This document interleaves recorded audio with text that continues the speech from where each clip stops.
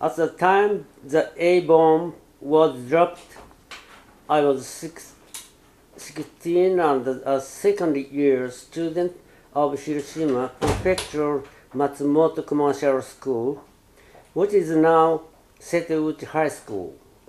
At that time, no classes were being held. Instead, we were mobilized as student workers at Fujikawa Steel Plant in Ozu and engaged in casting anchors for military ships. At the beginning of August, the city began demolishing buildings to make fire breaks in preparation for air raids. Our class was assigned to duty on August 5th and 6th, and we were divided into two groups. When deciding which day the group would work, the head of the class, me, and the deputy head did rock, paper, scissors. I won, and our group chose August 5th.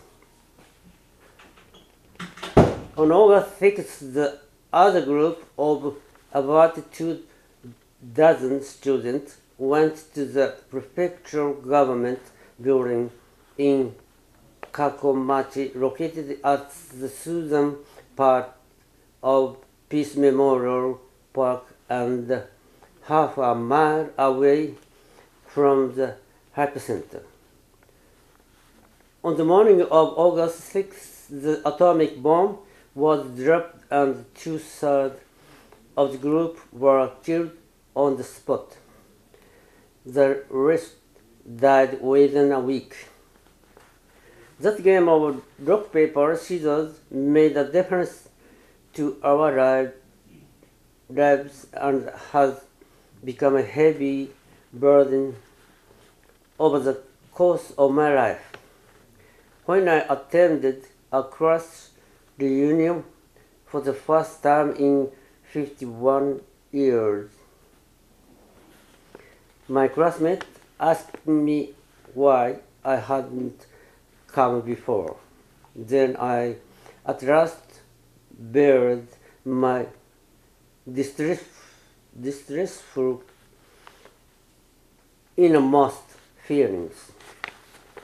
On the morning of August 6, 1945, which was a rare day off for me, my father and I rowed his friend's boat to the west end of Tsurumibashi Bridge to get bath boilers and bricks from people whose houses were demolished to make an evacuation route. Just then I saw the blinding flesh and lost consciousness. It was an atomic bomb being dropped over us. I wonder how long I remained unconscious. I heard my father's voice calling, "Run, run!" I stood up in a fury, but my forehead flesh was hanging over my eyes, so I couldn't see my surroundings. Father tied my forehead with rope, which he had picked up, and said to me, "Go home straight away." There was a sea of fire all around us. I saw children, women, and elder people crashing and screaming here and there, and also on Tsurumibashi Bridge. No one wore more than rags, and the scene was really an inferno. I felt a smarting pain in my back and was very thirsty.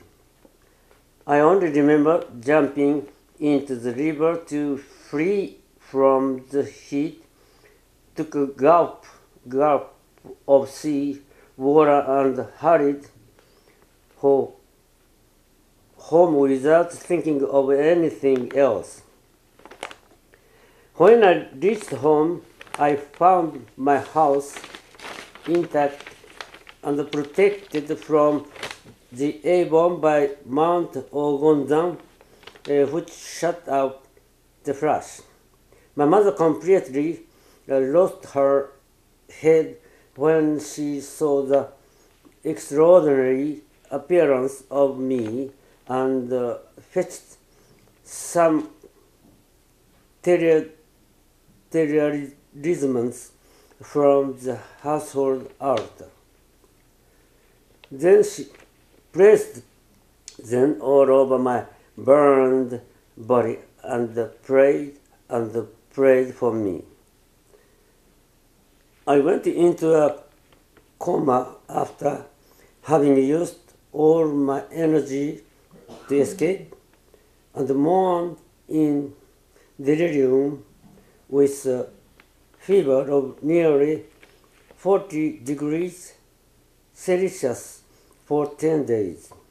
Thanks to my older brother and sister who cooled my forehead with ice, I was able to escape death.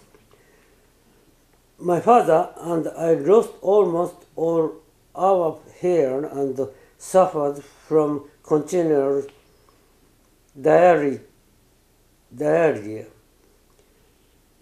Purple spot developed all over my father's body, and he died 3 months later at the age of 54. He was a man who had willingly accepted the leader's position at the neighborhood association and always took the lead in buying government bonds to encourage others to buy. He was kind to his family